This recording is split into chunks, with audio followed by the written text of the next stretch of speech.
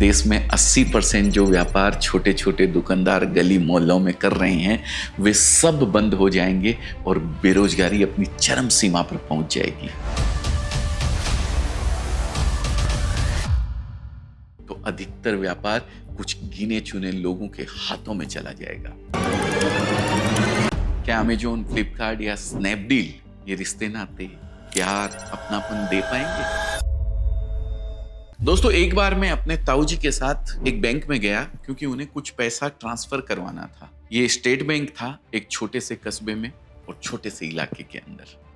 वहां 1 घंटा बिताने के बाद जब हम वहां से निकले तो मैं उनको पूछने से अपने आप को रोक नहीं पाया कि ताऊ जी, क्यों ना हम घर पर ही इंटरनेट बैंकिंग चालू कर लें। तो ताऊ जी ने कहा, मैं ऐसा क्यों करूं? तो मैंने कहा कि अब छोटे छोटे ट्रांसफर के लिए बैंक आने की ये 1-1.5 घंटा बर्बाद करने की जरूरत नहीं है।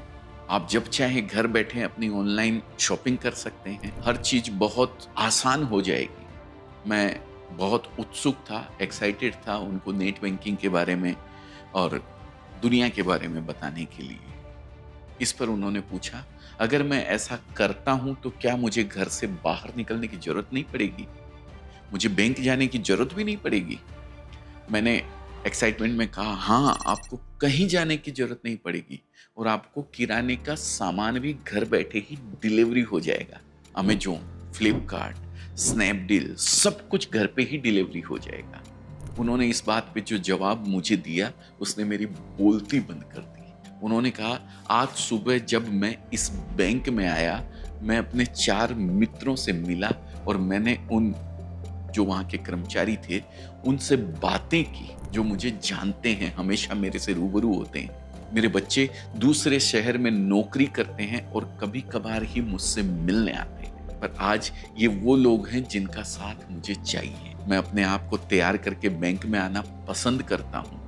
यहाँ जो अपनापन मुझे मिलता है उसके लिए ही मैं वक्त निकालता हूँ। 2 साल पहले की बात है, मैं बहुत बीमार हो गया था। जिस मोबाइल दुकानदार से मैं रिचार्ज करवाता हूँ वो मुझे देखने आया और मेरे पास बैठकर मुझसे सहानुभूति जताई और उसने मुझसे कहा कि आपकी किसी भी तरह की मदद मैं करने को तैयार हूं। जब भी आपको लगे कि मेरी जरूरत है तो आप मुझे फोन कीजिएगा प्लीज। वो आदमी हर महीने मेरे घर आकर मेरा जो बिजली का बिल है, मेरा जो पानी का बिल आता है वो लेकर जाता है, खुद भर आता है, जिसके बदले मुझे उसे थोड़ा सा कमीशन देना पड़ता है, पैसा देना पड़ता है।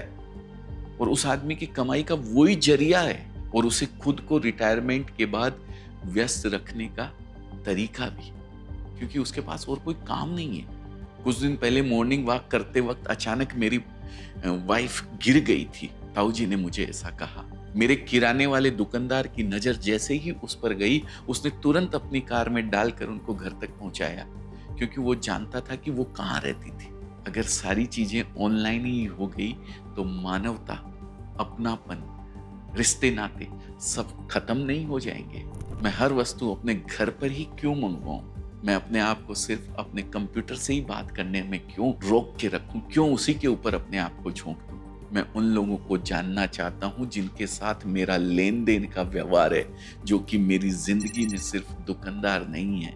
इससे हमारे बीच एक रिश्ता, एक बंधन कायम होता है। क्या अमेज़न, फ्लिपकार्ट या स्नैपडील ये रिश्ते नाते, प्यार, अपनापन दे पाएंगे?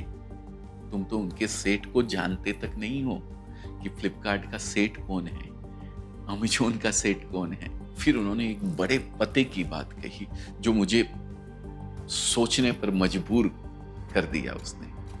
आशा है उस बात पर आप भी चिंतन करेंगे। उन्होंने कहा कि ये घर बैठे सामान मंगवाने की सुविधा देने वाला व्यापार उन देशों में फलता फूलता है जहां आबादी कम है और लेबर काफी महंगी है। भारत जैसे लगभग 140 करोड़ की आबादी वाले देश में इन सुविधाओं को बढ़ावा देना आज तो नया होने के कारण अच्छा लग सकता है, पर इसके दूरगामी प्रभाव बहुत ज्यादा नुकसानदायक होंगे।